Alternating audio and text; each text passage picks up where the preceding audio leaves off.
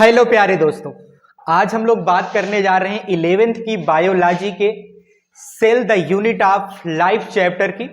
मैंने आप लोगों को cell cycle and cell division पूरा पढ़ाया है। उस पूरे चैप्टर को मैंने आप लोगों को 5 लेक्चर में खत्म करके दिया है। अगर आप लोगों ने उन सारे लेक्चर्स को नहीं अटेंड किया है तो उन सारे लेक्चर्स को आप लोगों को अटेंड करना है, क्योंकि मैंने आप लोगों को शुरुआत में ही बताया था कि एक ऐसा चैप्टर है cell cycle and cell division का जो कि आपके नीट के एग्जाम के पॉइंट ऑफ व्यू से बेहद इंपॉर्टेंट है, जिससे डायरेक्ट 7 क्वेश्चन पूछे जाते हैं और इनडायरेक्ट वे में 3 से 4 क्वेश्चन पूछे जाते हैं। ठीक है, तो वो चैप्टर आप लोग छोड़ ही नहीं सकते हो, इवन दो आप उसमें से किसी एक टॉपिक को भी नहीं छोड़ सकते हो। ठीक है, तो आप लोगों को प्रॉपर वे में मैंने पढ़ाया है, कॉन्सेप्ट को अच्छे से समझाया है, तो आप लोग cell cycle and cell division chapter को जरूर पढ़िएगा। तो आज हम लोग स्टार्ट करने जा रहे हैं नेक्स्ट चैप्टर की, जिसका नाम है cell the unit of life. इसमें आज हम लोग सेल के बेसिक्स की चर्चा करेंगे, सेल का ओवरव्यू क्या है, सेल की डिस्कवरी कैसे हुई, ठीक है, सेल के डिस्कवरी के लिए कौन से साइंटिस्ट को क्रेडिट जाता है, इसकी हम चर्चा करेंगे। और हम लोग बात करेंगे इसी में सेल थ्योरी के बारे में। ठीक है, फिर उसके बाद नेक्स्ट क्लास में हम लोग पढ़ेंगे सेल ऑर्गेनलीज के बारे में। ठीक है, तो आज हम लोग चर्चा करने जा रहे हैं cell the unit of life. अगर हम इस चैप्टर की बात करते हैं तो ये चैप्टर, इसमें टॉपिक आते हैं व्हाट इज सेल। मतलब पहले तो हमें यह जानना होगा कि सेल क्या है और उसके डेफिनेशन को हमें समझना है। पहले तो हमें यह जानना है कि सेल है क्या और उसकी डेफिनेशन को हम लोगों को समझना रहेगा। ठीक है, सेल के डेफिनेशन को जानना रहेगा। फिर उसके बाद हम लोग कवर करेंगे अंडरस्टैंडिंग ऑफ सेल, यानी कि हम लोग कैसे समझे सेल को। ठीक है ना, हमारी समझ क्या है सेल के अबाउट, इसको हम लोग चर्चा करेंगे। ठीक, ये सेकेंड टॉपिक हो जाएगा। फिर हम लोग बात करेंगे डिस्कवरी ऑफ सेल की, कि सेल की डिस्कवरी कैसे हुई, ठीक, कहाँ पे हुई, कौन कौन से साइंटिस्ट इसमें इन्वॉल्व हैं सेल की डिस्कवरी के लिए, उसकी चर्चा हम लोग डिटेल में करेंगे। फिर उसके बाद हम लोग बात करेंगे सेल थ्योरी की।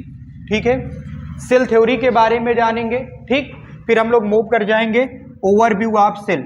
ठीक है, या फिर पहले मैं ओवरव्यू ऑफ सेल पढ़ा दूंगा, फिर उसके बाद तुम्हें सेल थ्योरी के बारे में बताऊंगा कि सेल के बारे में लोगों ने क्या कहा था। ठीक है ना, मतलब सेल के बारे में वैज्ञानिकों ने अपना क्या क्या थ्योरी दिया था, क्या क्या उनका मत था, इसके बारे में हम लोग जानेंगे। ठीक है, बाकी टॉपिक्स की चर्चा हम लोग नेक्स्ट लेक्चर में जो बचा रहेगा उसमें करेंगे, नहीं तो फिर और भी लेक्चर लगेंगे तो और लेक्चर्स लिए जाएंगे। ठीक, जैसे कि हम बात करेंगे सेल ऑर्गेनलीज की। ठीक है, सेल ऑर्गेनलीज कितने टाइप्स की होती हैं, जैसे हम बात करें विदाउट मेम्ब्रेन, विद मेम्ब्रेन।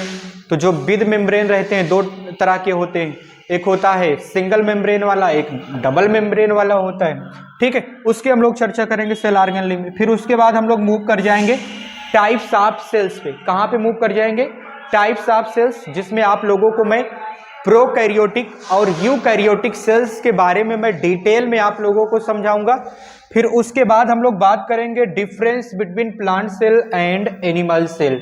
इसकी चर्चा लास्ट इवेंट में हम लोग करेंगे, मतलब इस चैप्टर के लास्ट में हम लोग करेंगे। ठीक, इतने सारे टॉपिक को हम लोगों को कवर करना है इस चैप्टर में।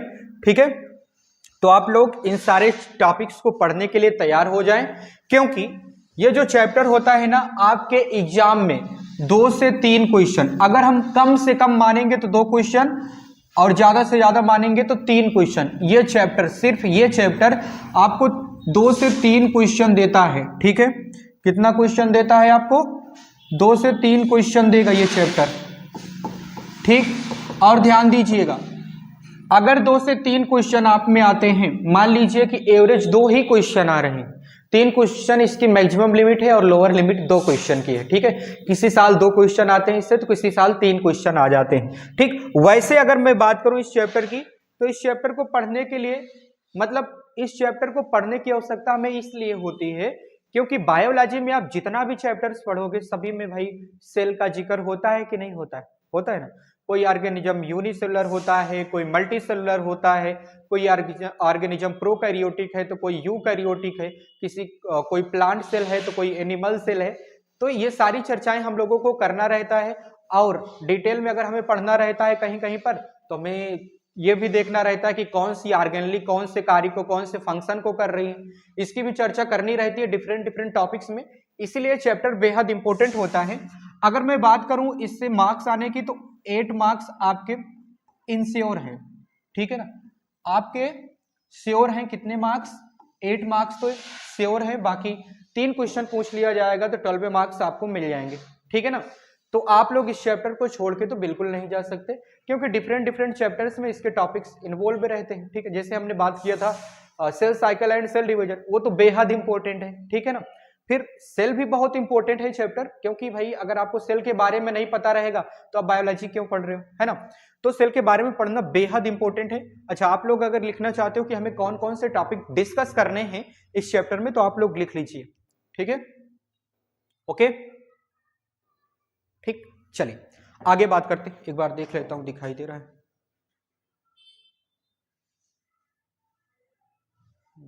दिख तो रहा है, ओके। चलिए अब हम लोग नेक्स्ट स्लाइड पे मूव करते हैं।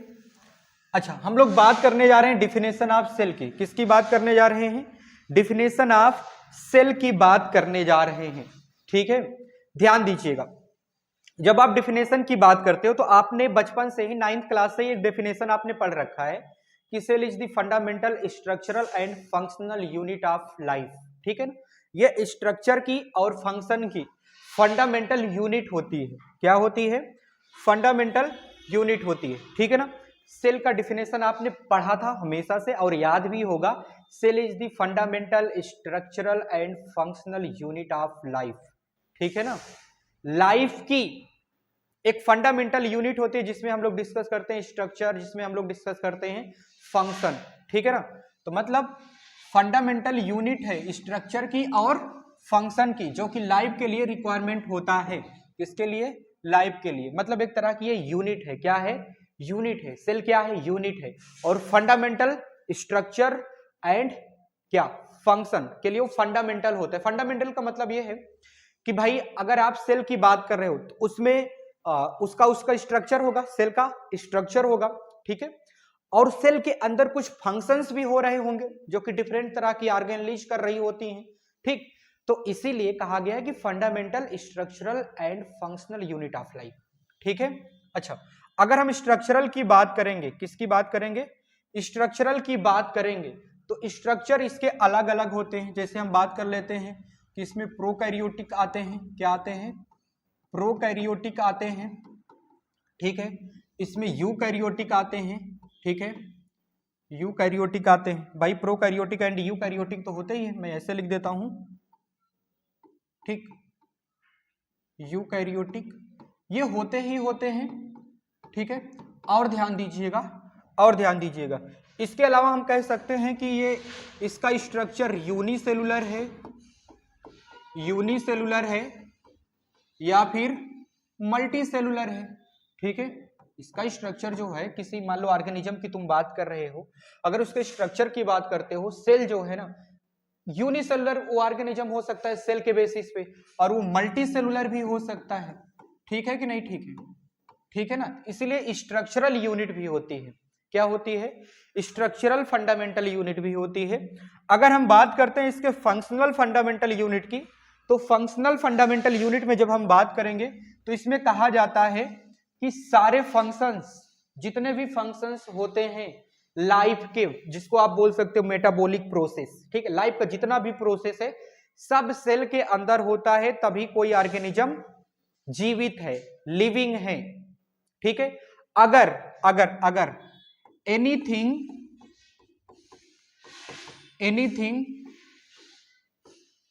Smaller than cell,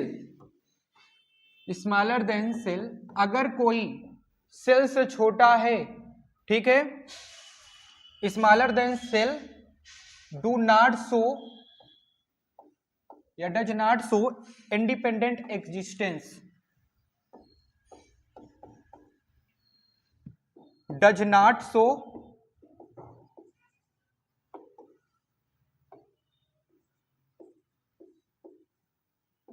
independent existence.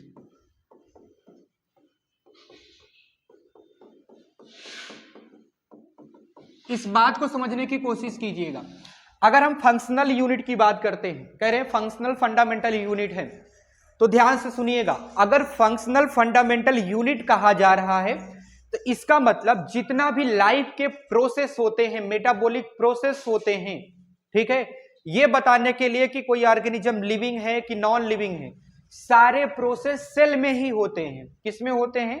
Cell में ही होते हैं। और यह भी कहा जाता है कि अगर सेल से कोई छोटा है, कोई चीज कुछ भी अगर सेल से छोटा है तो उसका इंडिपेंडेंट एग्जिस्टेंस नहीं है, मतलब डज नॉट शो लाइफ, ठीक है ना, मतलब वो डज नॉट शो लाइफ हो जाएगा। क्या हो जाएगा? डज नॉट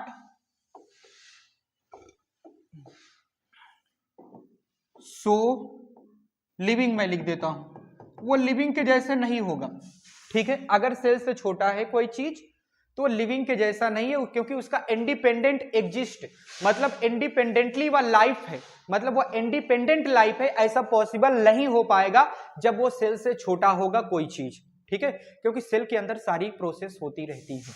समझ पा रहे हो कि नहीं समझ पा रहे हो? यही बात बताने की कोशिश की जाती है फंक्शनल यूनिट में, ठीक है। आप लोगों को स्क्रीनशॉट लेना है, स्क्रीनशॉट लीजिए, नोट डाउन करना है, नोट डाउन कीजिए, ओके, ठीक है। आगे बढ़ता हूं, चलिए अब ध्यान दीजिएगा, हम बात कर रहे हैं अंडरस्टैंडिंग ऑफ सेल, मतलब सेल के लिए हमारी अंडरस्टैंडिंग क्या होनी चाहिए, किस तरह से हम सेल को समझ सकते हैं, मतलब किसका एग्जांपल देके हम समझ सकते हैं। ध्यान दीजिएगा, जब हम अंडरस्टैंडिंग ऑफ सेल की बात करते हैं, ठीक है, सेल एक क्या होता है? चैम्बर है, या फिर जिसको कंपार्टमेंट बोल सकते हो। सेल क्या है? एक चैम्बर होता है। क्या होता है? एक सेल एक चैम्बर होता है, या जिसको आप कंपार्टमेंट बोल सकते हो, वो होता है सेल, ठीक है। मतलब जैसे मैंने ये डिब्बा बनाया, एक डिब्बा है, और इसके बाहर, मतलब सेल के बाहर एक लेयर है। क्या है? लेयर है, जिसको मैं बोल रहा हूं प्लाज्मा मेम्ब्रेन। क्या है? प्लाज्मा मेम्ब्रेन, या फिर ये सेलुलोज हो सकती है, ठीक है। प्लाज्मा मेम्ब्रेन मैं बोल रहा हूं, ठीक है। और माना कि ये फास्फोलिपिड का बना है, या सीधे सीधे मैं बोल सकता हूं ये लिपिड का बना है। किसका बना है? लिपिड का बना रहा है। और ये जो लेयर है ये फेज करती है आउटर इन्वायरमेंट, माना कि ये आउटर इन्वायरमेंट है और ये इनर इन्वायरमेंट है, ठीक है। ये सेल फेज करेगा। सेल का मतलब एक चैम्बर। चैम्बर कब बनेगा? जब एक दीवार बनेगी। जब दीवार बनेगी जो दो चीजों को सेपरेट कर रही है, तो उसी को तो आप चैम्बर बोलेगे ना, उसी को आप कंपार्टमेंट बोलोगे ना, ठीक है। तो भाई एक दीवार बन रही है, एक मेम्ब्रेन बन जा रही है, क्योंकि उसको क्या करना है? आउटर इन्वायरमेंट से और इनर इन्वायरमेंट से फेज करना है, ठीक। क्योंकि अगर कंपार्टमेंट के अगर तुम जिक्र कर रहे हो तो दीवार होना चाहिए। समझ पा रहे हो ना? या जिसको आप लेयर बोल सकते हो, जिसको आप कहते हो प्लाज्मा मेम्ब्रेन, जो कि बना होता है लिपिड का, ठीक है। तो आउटर एंड इनर इन्वायरमेंट को फेज करता है चैम्बर। क्या? चैम्बर। इसी को आप सेल बोल देते हो। अब कहानी ये होती है कि इनसाइड मेम्ब्रेन, ध्यान दीजिएगा, अगर हम इनसाइड चैम्बर की बात करते हैं, या सीधे सीधे बोल दो inside membrane, all essential reactions, जिसको हम मेटाबॉलिक रिएक्शन कहते हैं, वो होता है। सारी की सारी मेटाबॉलिक प्रोसेस, या जिसको आप एसेंशियल रिएक्शन बोल सकते हो, आवश्यक अभिक्रियाएं, सारी की सारी अभिक्रियाएं कहां पे होंगी? ये होंगी सेल के अंदर। माना कि ए से हमें कुछ चीज को चेंज करना है मेटाबॉलिक प्रोसेस के थ्रू बी में, ठीक है। और माना कि सी से हमें डी में कुछ मेटाबॉलिक प्रोसेस के थ्रू चेंज करना है सेल के अंदर ही, ठीक है। तो ध्यान दीजिएगा, इसके लिए विशेष तरह के साइट होंगे सेल में, विशेष तरह के सेल में साइट होंगी, ठीक है, जिन्हें ऑर्गेनलीज बोला जाता है। क्या बोला जाता है? ऑर्गेनलीज। फिर से सुनिएगा, मैंने कहा कि सेल क्या है? कंपार्टमेंट है, एक चैम्बर है, ठीक है। सेल एक कंपार्टमेंट है और चैम्बर है, जो कि आउटर और इनर इन्वायरमेंट को फेज करता है, ठीक। और उस कंपार्टमेंट को सेपरेट करने के लिए उसकी दीवार है, जिसको आपने क्या बोल दिया? Plasma membrane. क्या बोल दिया? प्लाज्मा मेम्ब्रेन, जो कि बना है लिपिड का। किसका बना है? लिपिड का बना है। और एक बात ध्यान से सुनिएगा, प्लाज्मा मेम्ब्रेन के इनर साइड, प्लाज्मा मेम्ब्रेन के इनर साइड, सीधे सीधे बोलो कंपार्टमेंट के इनर साइड में इनर साइड में मैट्रिक्स प्रेजेंट होता है। क्या प्रेजेंट होता है? मैट्रिक्स, जिसको आप लोग साइटोप्लाज्म बोलते हो। क्या बोलते हो?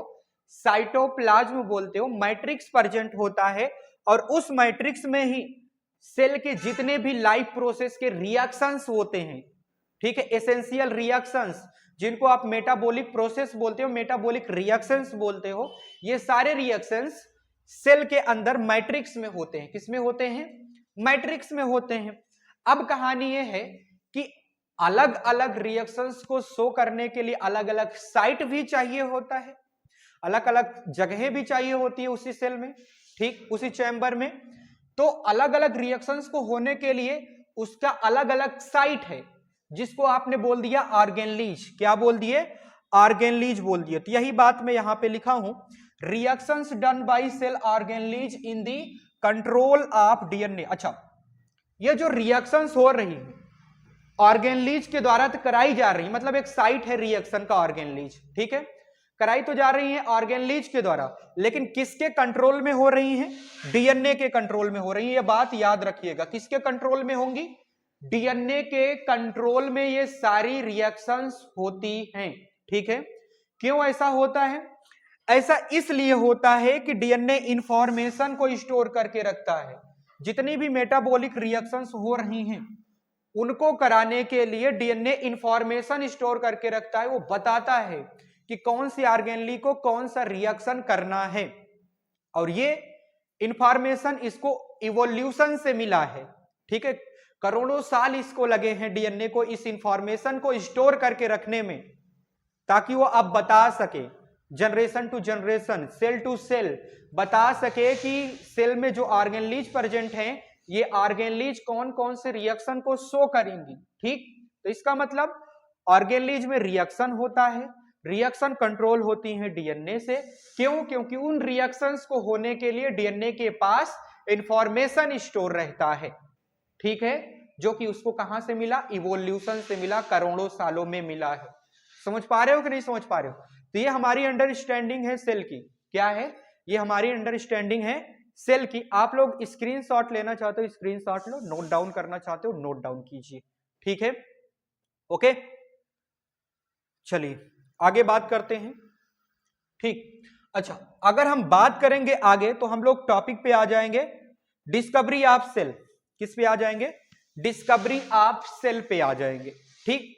जब हम इस टॉपिक की बात करते हैं, जब हम डिस्कवरी ऑफ सेल की बात करते हैं, तो ध्यान दीजिएगा शुरू में इसकी डिस्कवरी के लिए एक साइंटिस्ट आए जिनका नाम है रॉबर्ट हुक। क्या नाम है इनका? रॉबर्ट हुक है। रॉबर्ट हुक पहली बार कॉर्क सेल्स को देखा था। किसको देखा था? कॉर्क सेल्स को देखा था। कॉर्क सेल्स जो होती हैं ये प्लांट सेल्स होती हैं, प्लांट की आउटर डेड सेल्स होती हैं, जिसको आप बोलते हो बार्क। पौधों में छाल होता है ना, छाल, जिसको बार्क बोला जाता है, ठीक है, वो डेड होता है। अब उन डेड सेल्स को देखा रॉबर्ट हुक ने। किसने देखा? रॉबर्ट हुक ने पहली बार प्लांट सेल्स को डेड सेल की फॉर्म में देखा था। वो भी कहां पे? प्लांट सेल के कॉर्क सेल को देखा था। कॉर्क सेल किसको कहा जाता है? जो छाल होते हैं प्लांट्स के, उनके सेल्स को देखा था, और वो डेड होती है। कैसी होती हैं? डेड होती है। पहली बार जब देखा गया, मेरी बात ध्यान सुनिएगा, तुमसे पूछेगा कि फर्स्ट टाइम सेल को ऑब्जर्व किसने किया, डिस्कवर किसने किया? रॉबर्ट हुक ने। किसमें? प्लांट सेल में। प्लांट सेल कौन सी? Cork cell. कॉर्क सेल कैसी होती है? Dead cell. तो सीधी सी बात है, इन्होंने डेड सेल्स को ऑब्जर्व किया। किसको ऑब्जर्व किया? डेड सेल्स को ऑब्जर्व किया। किसने? रॉबर्ट हुक ने, ठीक है। इन्होंने डेड सेल्स को ऑब्जर्व किया था। और ये जो डेड सेल्स होते हैं कॉर्क सेल्स, ये cork cells honeycomb like structure होते हैं। कैसे होते हैं? Honeycomb like. Honeycomb जिसको आप मधुमक्खी का छत्ता बोलते हो ना, मधुमक्खी के छत्ते के जैसे, जब देखो मधुमक्खी उड़ जाए, छत्ता खाली खाली बचे, उसी के जैसे इसकी संरचना होती है, ठीक। इसकी स्ट्रक्चर मधुमक्खी के छत्ते के जैसे होता है। और ये डेड होते हैं। कैसे होते हैं? कॉर्क सेल्स डेड होते हैं। और पहली बार रॉबर्ट हुक ने ही कॉर्क सेल्स को देखा। तो इसका मतलब डिस्कवरी किसने की? रॉबर्ट हुक ने। सेल की डिस्कवरी किसने की? रॉबर्ट हुक ने की, वो भी डेड सेल्स की, ठीक है। अच्छा, जब हम दूसरी बात करते हैं तो आते हैं, अच्छा, फर्स्ट लिविंग सेल के लिए। फर्स्ट लिविंग के लिए दूसरी बार सेल को देखते हैं एंटोनी वान ल्यूवेनहॉक। कौन देखते हैं? एंटोनी वान ल्यूवेनहॉक देखते हैं। ये साइंटिस्ट जो हैं ये पहली बार लिविंग सेल को ऑब्जर्व करते हैं।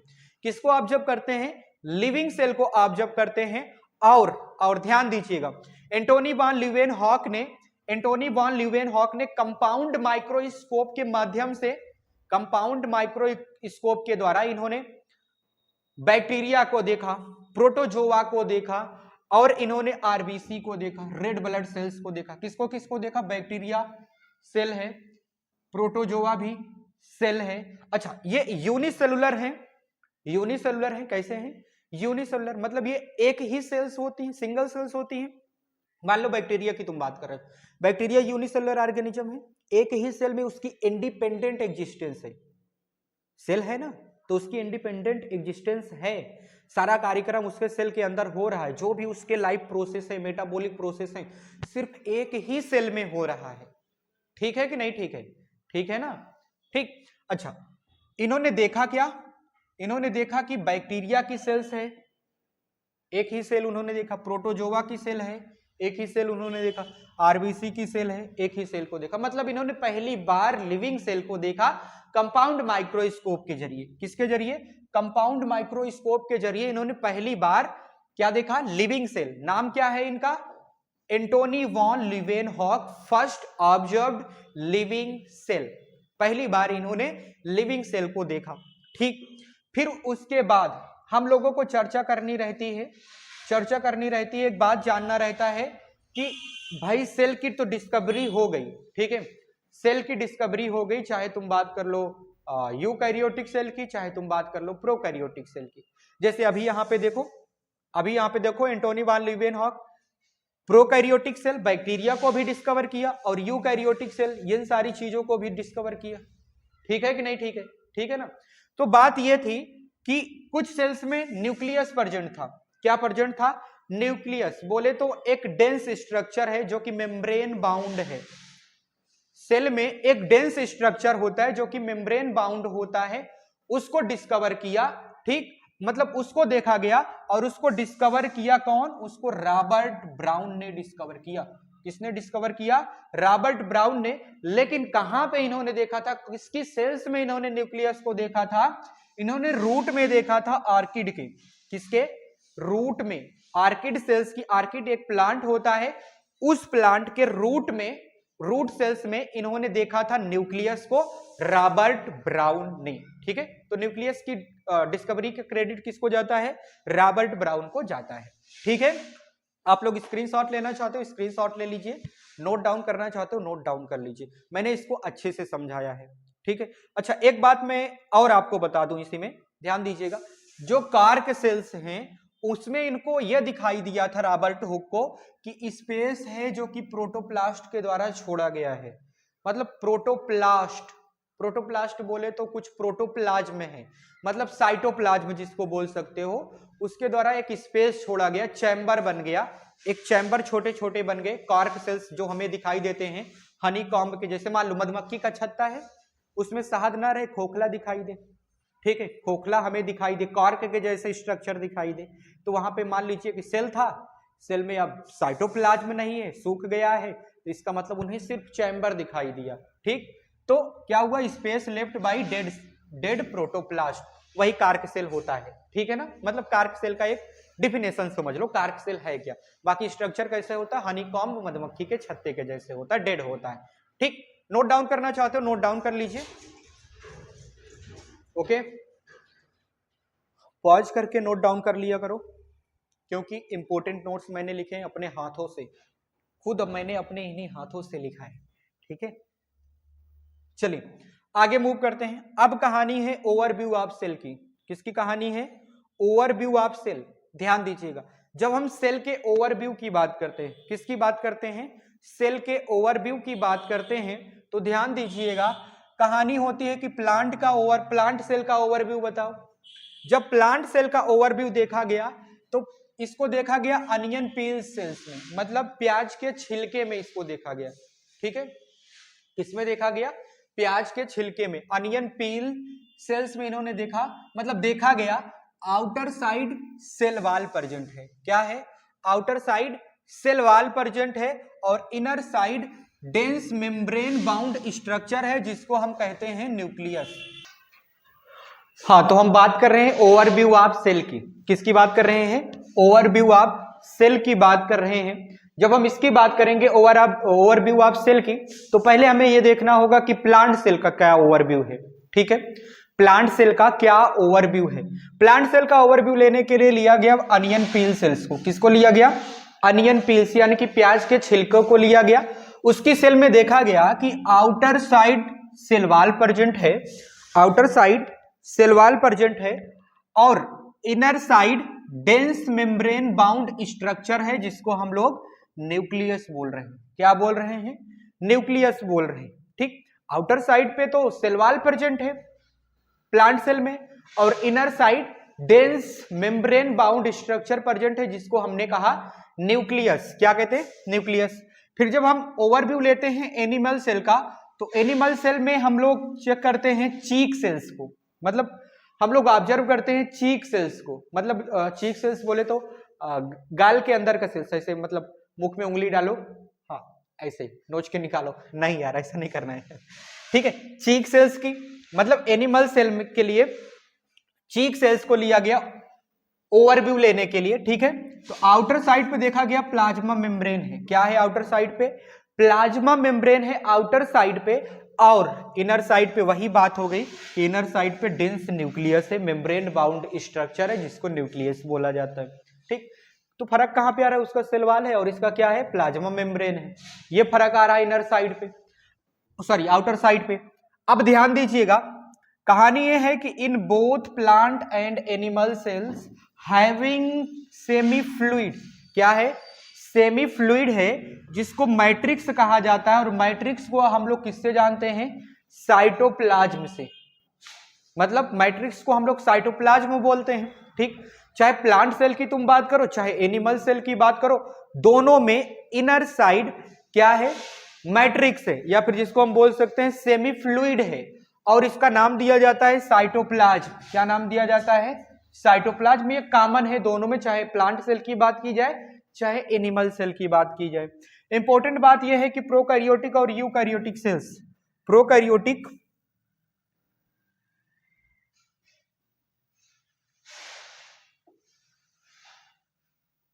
हाँ, इंपॉर्टेंट बात क्या है?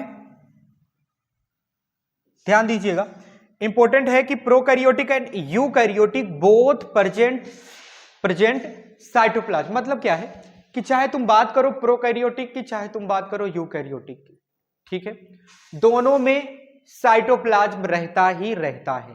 ठीक, चाहे प्रोकैरियोटिक सेल की बात करो चाहे यूकैरियोटिक सेल की बात करो, दोनों में साइटोप्लाज्म रहता है, पर न्यूक्लियस प्रोकैरियोटिक में नहीं होता। ये बात हम लोग आगे जब टाइप्स ऑफ सेल की बात करेंगे तो उसमें हम लोग पढ़ेंगे। ठीक है, अच्छा स्क्रीनशॉट लेना चाहते हो ले लीजिए, नोट डाउन करना चाहते हो नोट डाउन कर लो। ठीक है, ओके, ठीक है, ठीक है, चलिए नेक्स्ट मूव करते हैं। ध्यान दीजिएगा, अब कहानी है सेल थ्योरी की। किसकी कहानी है? सेल थ्योरी की कहानी है। सेल थ्योरी में जब हम लोग बात करते हैं, सेल थ्योरी में जब हम लोग बात करते हैं तो ध्यान दीजिएगा, सेल थ्योरी पहली बार दी गई मैथियस सील्डेन के द्वारा। किसके द्वारा दी गई? मैथियस सील्डेन। सील्डेन नाम बोला जाता है, स्लाइडेन बोला जाता है, सील्डेन इनका नाम लिखा जाता है, पर हम लोग पढ़ते क्या है? स्लाइडेन पढ़ते हैं। तो पहली बार स्लाइडेन ने 1838 में 1838 में, ये जर्मन बोटेनिस्ट होते हैं, ये जो है मैथियस सील्डेन या मैथियस स्लाइडेन, ये जर्मन बोटेनिस्ट हैं। ठीक है, इन्होंने प्लांट सेल में ऑब्जर्व किया। ये जो थ्योरी बताई इन्होंने, जो अपनी थ्योरी बताई प्लांट सेल को लेकर बताई, उन्होंने कहा कि plant composed of different kind of cell which form tissue, जो कि टिश्यू को फॉर्म करता है। देखो, जब सेल थ्योरी दी गई पहली बार स्लाइडेन के द्वारा दी गई। कब दी गई? 1838 में दी गई। ठीक है, और ये जर्मन बोटेनिस्ट हैं। भाई बोटेनिस्ट हैं तो प्लांट सेल में ही ऑब्जर्व करेंगे, जो थ्योरी देंगे प्लांट सेल के लिए ही देंगे। उन्होंने कहा कि प्लांट जो है ना कंपोज्ड ऑफ सेल्स है। क्या है? कंपोज्ड ऑफ सेल्स, और ये सेल्स फॉर्म करती हैं टिश्यू को। किसको फॉर्म करती हैं? टिश्यू को फॉर्म करती है। यही फर्स्ट लाइन में लिखा है। कह रहा है कि plant composed of different kind of cells या विच फॉर्म टिश्यू, मतलब डिफरेंट तरह के इसमें सेल प्रेजेंट होते हैं जो कि टिश्यू को फॉर्म करते हैं, प्लांट टिश्यू को फॉर्म करते हैं। ठीक, उसके बाद आते हैं थियोडोर स्वान। ये भी उसी सत्र में 1838 में ही, ये ब्रिटिश जूलॉजिस्ट हैं, मतलब वो बोटेनिस्ट थे। ये थियोडोर स्वान क्या है, जूलॉजिस्ट हैं। ये भी उसी सत्र में 1838, ये भी 1838, दोनों का ईयर सेम है। इन्होंने क्या बताया, इन्होंने बताया एनिमल सेल को लेकर, उन्होंने कहा कि animal cells had thin outer layer जिसको कहा जाता है प्लाज्मा मेम्ब्रेन। मतलब इन्होंने कहा कि, मतलब इन्होंने देखा, इन्होंने बताया था कि एनिमल सेल के पास पतली लेयर होती है जिसे हम प्लाज्मा मेम्ब्रेन कहते हैं। क्या कहते हैं, प्लाज्मा मेम्ब्रेन कहते हैं। ठीक, मतलब ये कोई खास बात नहीं बता रहे हैं।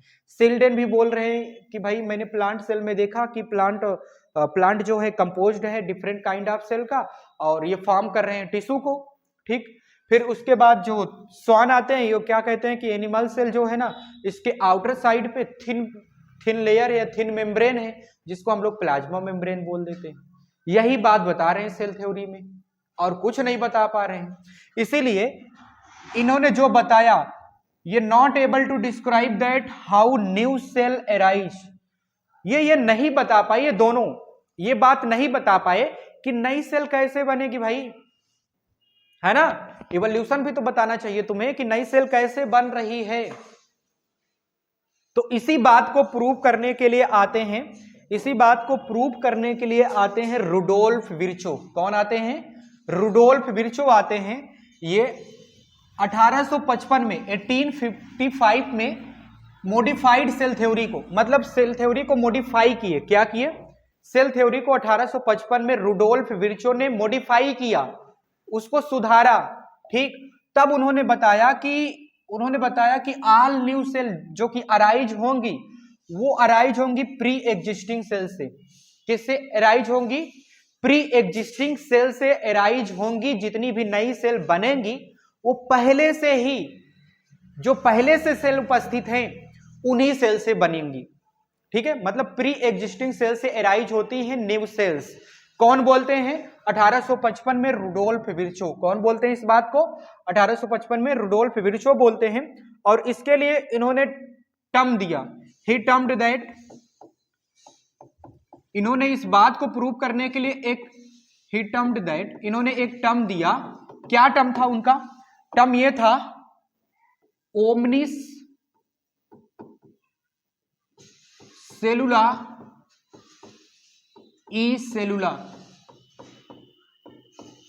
ओमनिस सेलुला ई सेलुला, ये टर्म है इनका, याद रखिएगा। इस बात को बताने के लिए कि कोई नई सेल जो अराइज हो रही है प्री एग्जिस्टिंग सेल से अराइज होगी, इस बात को बताने के लिए उन्होंने एक टर्म दिया ओमनिस सेलुला ई सेलुला। रुडोल्फ विर्चो ने ये टर्म दिया था 1855 में। ठीक है ना, और उन्होंने ही सेल थ्योरी को मॉडिफाई किया। किसके सेल थ्योरी को, स्लाइडेन एवं स्वान के सेल थ्योरी को इन्होंने मॉडिफाई किया, और इन्होंने फाइनल प्रूफ बताया कि अगर कोई नई सेल मतलब अराइज होगी तो प्री एग्जिस्टिंग सेल से ही अराइज होगी। ये सेल थ्योरी है। स्क्रीनशॉट लेना चाहते हो ले लीजिए, इसका भी स्क्रीनशॉट लीजिए, नोट डाउन कर लो, पॉज करके नोट डाउन कर लिया करो। ठीक है, हाँ, और इसका भी रुडोल्फ विर्चो के टर्म्स को भी याद रखिएगा, ओमनिस सेलुला ई सेलुला। ठीक है, ओके। चलिए, तो आज के लेक्चर में बस इतना ही। मैंने आप लोगों को सारा कुछ पढ़ाया, सेल के अबाउट, डिफिनेशन मैंने बताया, सेल की हमारी अंडरस्टैंडिंग कैसे होनी चाहिए, कैसे हम सेल को समझ सकते हैं, इस बात को मैंने बताया। और मैंने आप लोगों को बताया overview of cell, discovery of cell, मैंने आपको बता दिया फाइनल में सेल थ्योरी। ठीक है, और सेल थ्योरी का क्रेडिट जाता है रुडोल्फ विर्चो को। किसको जाता है, रुडोल्फ विर्चो को जाता है। अच्छा, एक बात मैं और आप लोगों को बता देता हूं। ठीक है, इस सेल थ्योरी से फाइनल प्रूफ क्या आता है, इस सेल थ्योरी का फाइनल प्रूफ क्या है, final proof of cell theory. ठीक है, अगर हम final proof of cell theory की बात करते हैं, final proof of cell theory.